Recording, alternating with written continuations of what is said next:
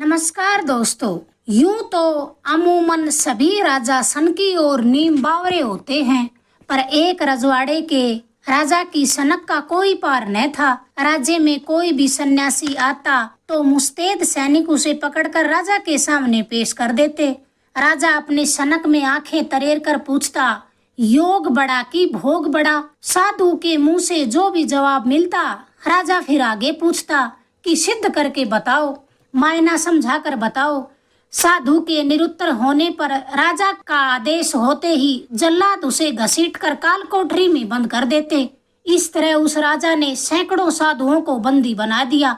एक बार एक पहुंचा हुआ महात्मा निर्भय अपनी मस्तानी चाल से शहर के परकोटे में घुसा।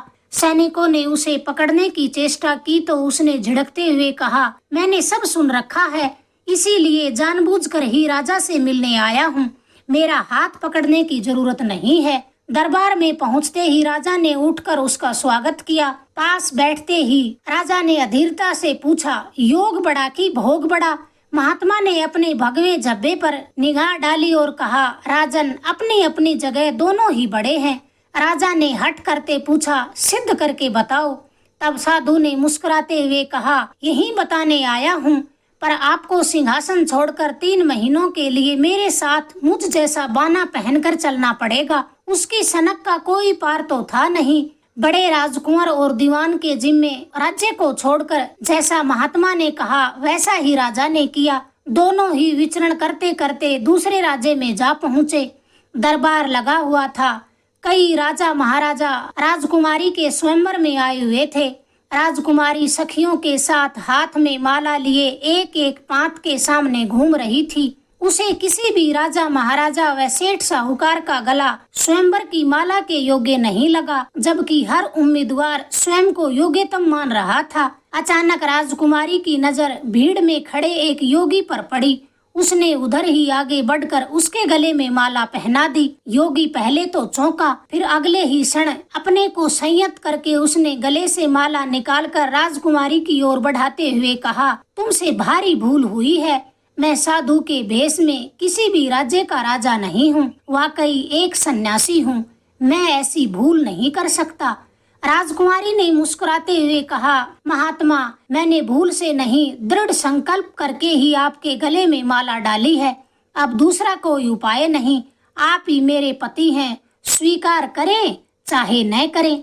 एक अंतरंग सहेली ने कहा, आप खाने कमाने की चिंता नहीं करें, आधा राज्य आपको दहेज में मिल जाएगा। महात्मा ने शांत स्वर में कहा, अपरिग्रह के राज्य में मेरे लिए कहीं कुछ भी अभाव नहीं। इतना कहकर वह माला को वहीं फेंककर अपनी ही धुन में चल पड़ा। राजकुमारी भी सखियों का संग छोड़कर महात्मा के पीछे चलने लगी। उचित अवसर समझकर साधु ने इशारा किया तो सन की राजा भी उसके साथ राजकुमारी के पीछे रवाना हो गया। चलते चलते सांझ घिर आई। फिर रात का सघन अंधियारा।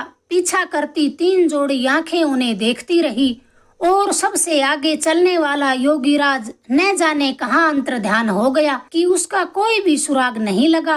राजा और साधु ने राजकुमारी को अपने राज्य में लौटने के लिए खूब समझाया, पर राजकुमारी टस से मस नहीं हुई। उसने दृढ़ता के साथ कहा, चाहे तो आप भी मेरा साथ छोड़ सकते हैं, पर मैं लौटकर वापिस महल नहीं जाऊंगी। जब तक योगीराज न मिले मैं उनका पीछा करती रहूंगी। देखती हूँ वे कब तक छिपे रहेंगे। घने जंगल में कहीं भी राह नहीं मिली तो वे तीनों एक सघन पेड़ के नीचे बैठ गए। कड़ाके की सर्दी पड़ रही थी। उस पेड़ पर चिड़िया का निवास था। घोंसले में 4 जीव थे, चिड़ा, चिड़िया और 2 उनके बच्चे। अचानक चिड़िया कहने लगी, आज अपने घर 3 मेहमान आए हैं, तुम्हारे रहते क्या इसी तरह वे सर्दी में ठिठुरते रहेंगे?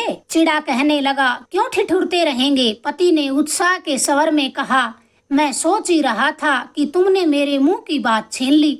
अब उड़ता हूँ, अतिथियों के लिए कुछ भी करना पड़े मैं करूँगा, तू बच्चों का ख्याल रखना। उसके बाद एक जलती लकड़ी टप से अतिथियों के बीच आन पड़ी। फिर तो साधु ने झटपट सूखी टहनियां इकट्ठी की और धुनी जगा ली। राजा को ऐसा लगा जैसे कोई नया राज्य मिल गया हो। राजकुमारी के जी में जी आया, पर घोंसले के प्राणियों की चिंता का कोई पार न था। वे मेहमानों के लिए करें तो अब क्या करें। अचानक चिड़े ने कहा, ये तीनों ही सवेरे से भूखे हैं। अतिथियों के लिए मरना भी जीवन से बेहतर होता है। मैं तो अब चला, तू बच्चों को पाल पोस कर बड़ा कर लेना। यह कहकर घोंसले का मालिक तो जलती धुनी में पड़कर पूरा सीख गया। दूसरे ही क्षण चिड़िया कहने लगी, अतिथियों की चिंता तो मुझे होनी चाहिए और तुम बीच में टपक पड़े। बाप के बाद माँ की भी धुनी जल मरी। तब बड़े बच्चे ने कहा, अतिथि तो 3 हैं, पर माँ बाप से उन तीनों की भूख कैसे मिटेगी। धुनी में पड़ते पड़ते उसने अपनी बात पूरी की। अब छोटे के लिए सब्र रखना मुश्किल हो गया। उसने धुनी में गिरते गिरते कहा, सबसे छोटा हुआ तो क्या हुआ, माँ बाप की सीख के मुताबिक क्या मैं अपनी जिम्मेवारी से पीछे हटूंगा। और वह भी जल्दी सीखने की खातिर धुनी में अपनी पाखें फड़फड़ाने लगा। सूर्य की पहली किरण उस अद्वितीय महायज्ञ की साक्षी होने का लोभ संवर कर नहीं कर सकी। सघन पेड़ के बीच से वह धुनी झिलमिलाने लगी। सहसा साधु को चेत हुआ, हड़बड़ा कर उठ बैठा। राजा की ओर देखकर बोला, क्यों, अब तो मुझे जाने की इजाजत है।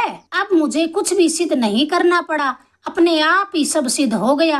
बेचारे साधुओं को अब तो मुक्त कर दीजिए। वह तो कर ही दूंगा। योगी राज तो राज के ऐश्वर्य का मोह छोड़कर अंतर्ध्यान हो गए। राजकुमारी चाहे तो मैं अपने बड़े राजकुमार से इसका ब्याह कर सकता हूँ। राजकुमारी ने परिहास के आशे से मुस्कुराते हुए कहा, राजकुमारों की चाह होती तो मैं योगी राज के गले में स्वयंवर की माला क्यों पहनाती।